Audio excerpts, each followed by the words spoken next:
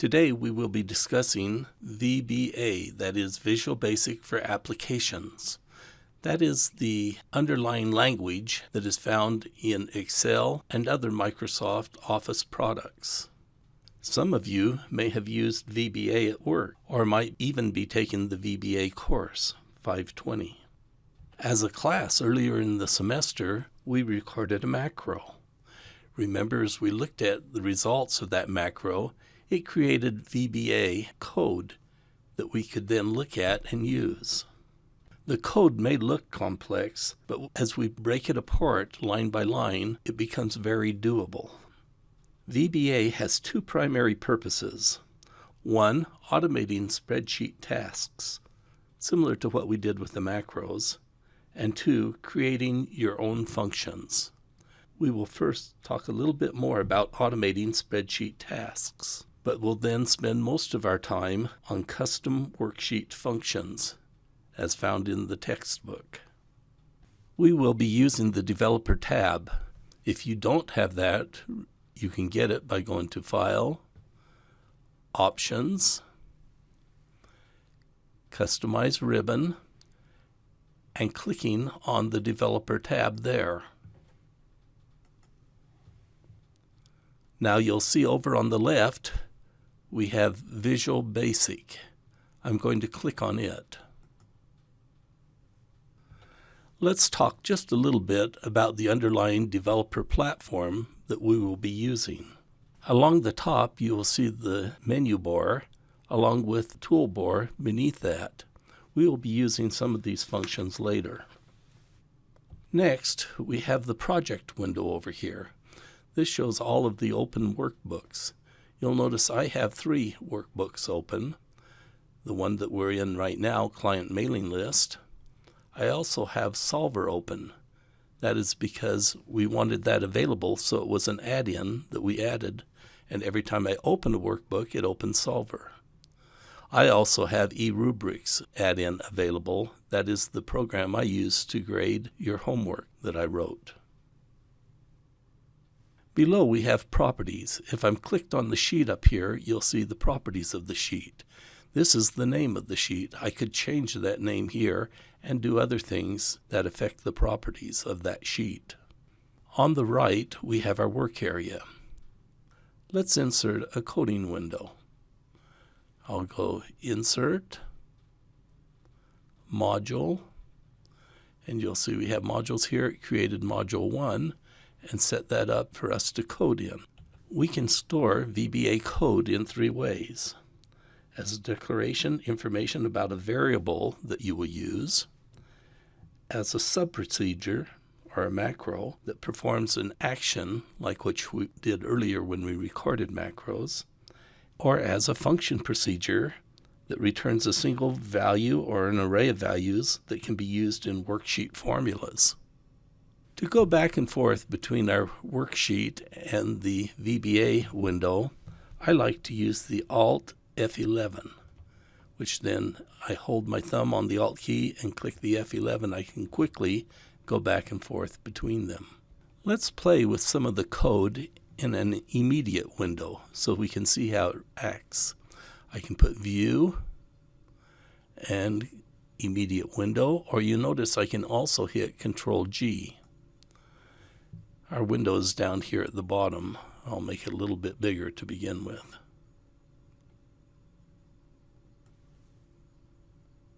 As you may recall, Visual Basic for Applications is an interpretive language. That is, instead of compiling a whole program at once, it compiles one line of code and then executes it, then goes to the next line of code, compiles it, and executes it. In fact, in the immediate window, we can compile one line of code and execute it and get some practice at this. Code that is written to access a cell will be applied to the cell on the sheet that is active. First, I'm going to say print range. Remember, that means 1 or more cells. And we'll say cell A2 dot its value. There's a lot of different aspects that we could look at, but we want the value.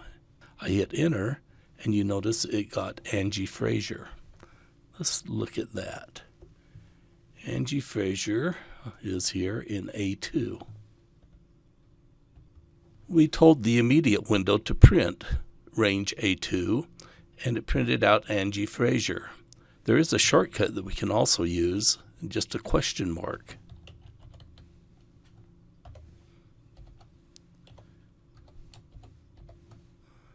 And notice I don't have to put dot value, as that is the default. Another way to access the cells is to say print cells 2, 5 dot value. Let's try that.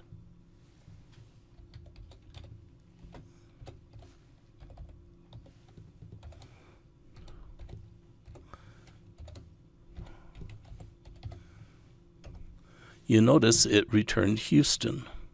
Let's take a look at it.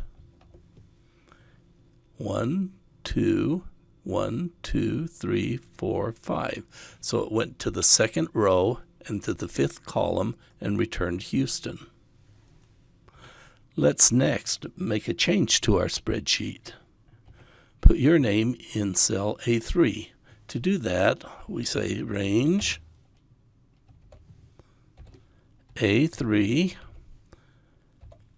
and we're going to set the value, or that's the default, equal to, and put your name in there.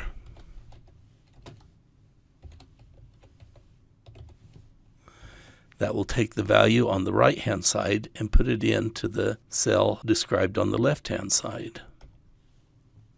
Let's take a look. There you'll notice in A3 we have Ray Maservi. Thus we can make changes to our spreadsheet as well. The property value in cell A3 was set to Ray Maservi. Let's try out some other things that we can do.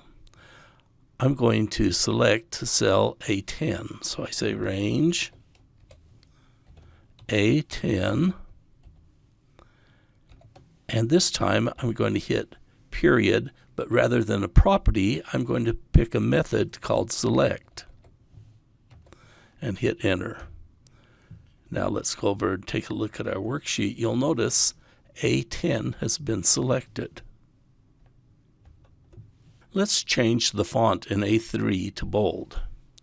I'm just going to come up here and highlight this and say dot font, the property font, and its property bold. I'm going to set equals to true. Now if we go look at the sheet, you'll see Ray Maservi appears in bold. Let's apply some of the concepts we've been working on. Here we have a list of clients, their name, phone, 2 addresses, city, state, and zip. We want to be able to print out envelopes by just highlighting any client and then printing an envelope with their information on it. To do this, let's first create another worksheet called Label.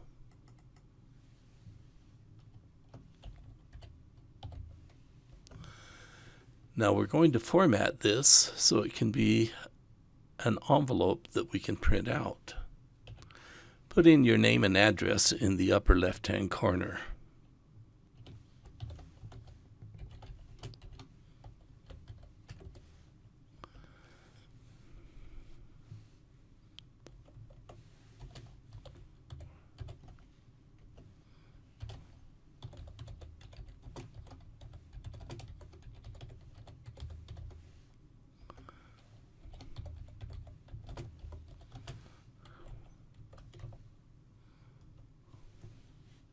Next, I will leave a space or a row here that we can make larger or smaller depending on the size of the envelope. Likewise, I'll leave a column that will separate and change depending on the envelope. But let's put our client here starting in C6. Let's go back and look at our client list. Right now, I've selected Leslie. To begin our program, we'll go back here where we will write our code. I always put in option explicit. That helps me when working with Visual Basic so that it doesn't automatically, when I misspell a variable, use that name. Rather, I need to declare each variable before I use it. This also makes it more like other programming languages. Next, to begin a macro or program, I say sub, and then I put in the name I want. I'll call this mailing labels.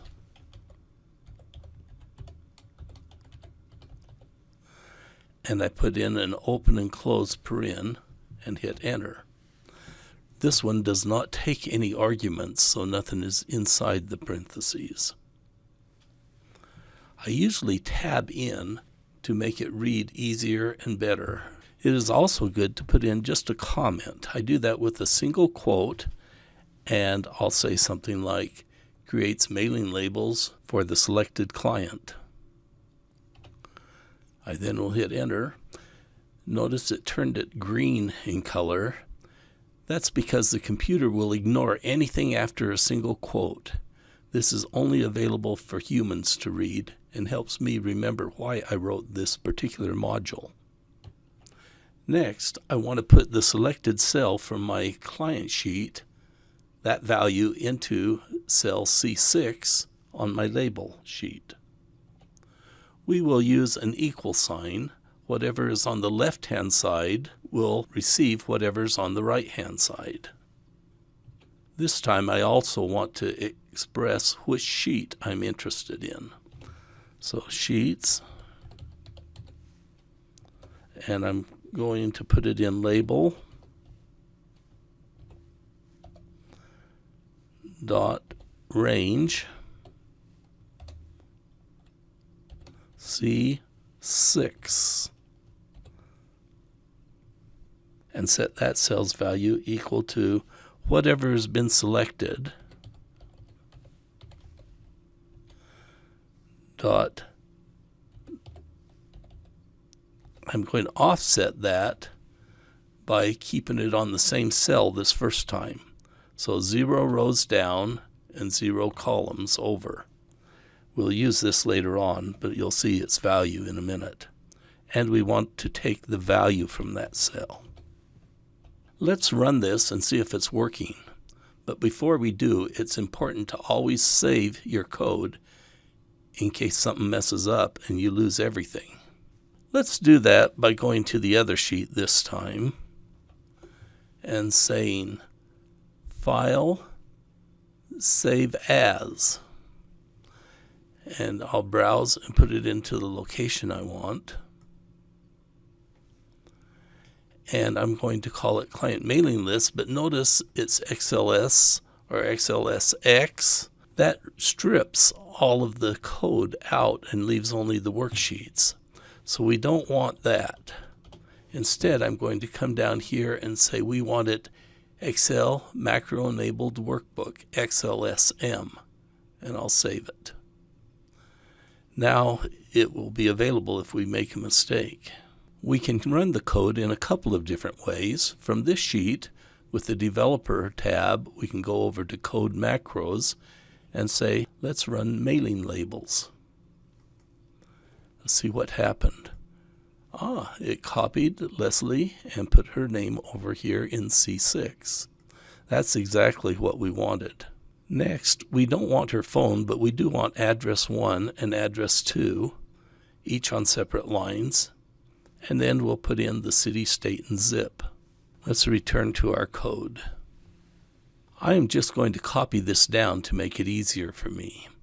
I'll come over here and do a Control-C, and then a Control-V for the first address, second address, and finally the city, state, and zip. Although you see right now everything will be put in C6, and it will still just put her name in there over and over again. So I'll change this to C7, C8, and C9. Next, let's change this over here. Cells 1, 1 was her name. 1, 2 would be her phone number. 1, 3 is address 1. 1, 4. and 1,5 would be the city. Let's run this and see how it works, but we can save our program right here as well. Now I can run it by just clicking anywhere in the program here and hitting play. Okay, let's go take a look. And if I go to label, we've got now her name, first address, second address, and the city.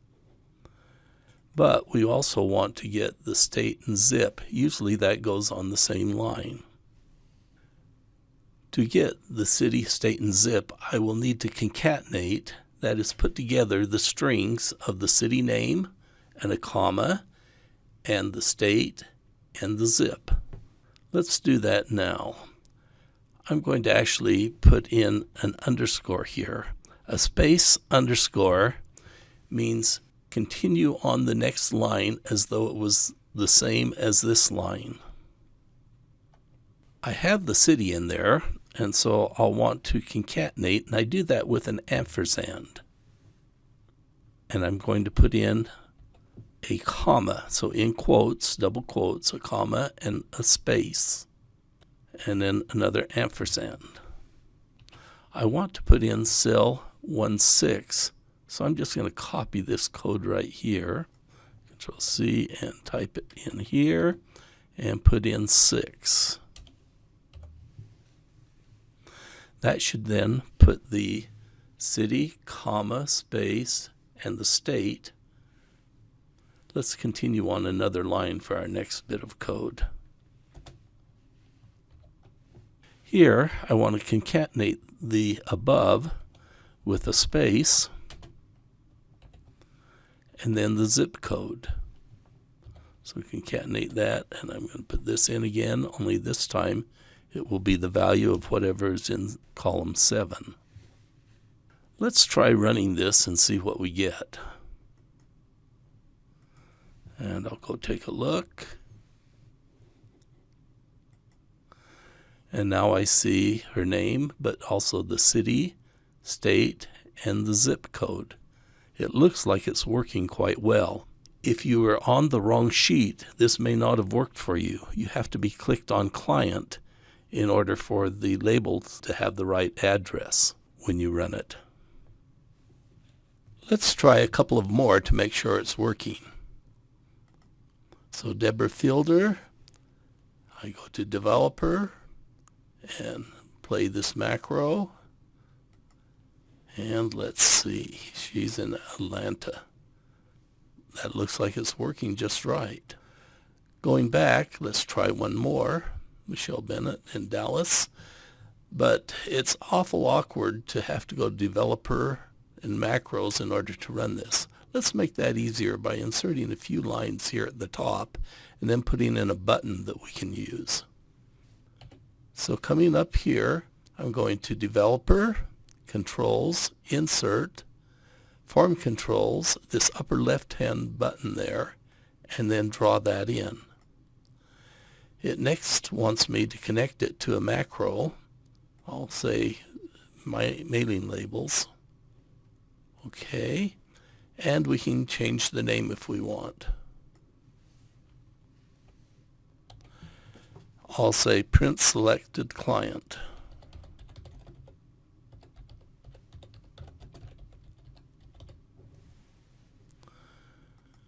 Now let's try that out. So Diane Freer. Good. And try another one. Good. So it looks pretty good. Let's try William Payne down here. Oh, now that's a problem if they don't have a second address. We'd rather not have that space there. We could just click on the cell and say delete, and the bottom information would come up. Let's just do that with the program and have the program work that instead. Notice that will always be in cell C8. So let's put an if statement in here. And I will copy this one from above, Just wanted me to complete the sentence first. But I'm going to copy it. Sheets label range 8. If it equals blank, then do something. And let's put our end if. What do I want it to do? I want it to delete itself. So I'll put in that again. Dot delete. And when I click off, you'll notice it capitalizes the delete. It understands what I want it to do. Let's try this out. So now we're on William Payne again. I'll hit print client, and it's moved it up. Let's try another one. Elizabeth, but this time I'm going to put a space over here in there that we can't see. So I'll say Elizabeth, print selected client, and of course it wasn't empty, so it didn't move it up. So let's fix that in our code. All I have to do is say, before I check it to see if it's empty, let's trim out any extra spaces. So I use the trim command just like we have in the worksheet. And now we can try that.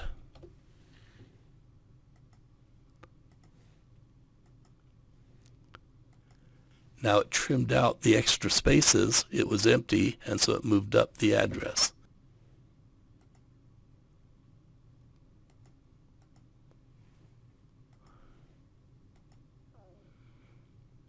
It's always good to run a few examples and make sure that everything looks like it's working the way it should. All we have left is to actually print out our envelope.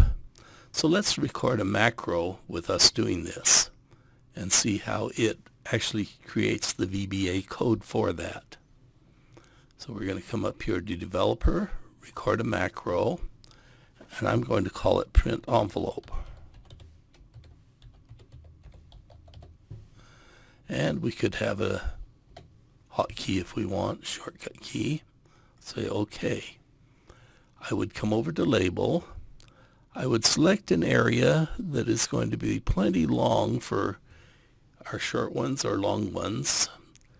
It looks like 4 cells would allow for the longer names as well. And then I'll say print area. Let's go down to File. Print, and it looks good. I'll say OK. Now that we've printed it out, I'm just going to click up here so it's out of the way, and we'll say Developer, stop recording. Let's go see what happened. You'll notice I have a second module, and in that, sub print envelope. It created this module for us. It says go to the sheet named Label, select it, select the range A1 through C9 to print it out. It then put the cursor in A1 and we went to Sheets Client. It looks like it's doing a good job. So how do we get this to run with our current program? All I have to do is create a new line here and say print envelope. Notice I did it without capitalization, so when I click off, it capitalizes. I know it knew exactly what I wanted. We now always need to remember to save our programs, and then let's go try it out and see if it works for us. So Leslie, print. It looked like it worked. In fact, my printer is working on it right now. Remember, we can also adjust the spaces for different size envelopes. This will be the last program macro that we write in this class. We will be concentrating now on functions. If you like programming, you may want to take the IS 520 class. They spend the whole semester just writing programs in VBA. I hope you've enjoyed it. Next time, we'll turn our attention to functions. That is, creating our own functions.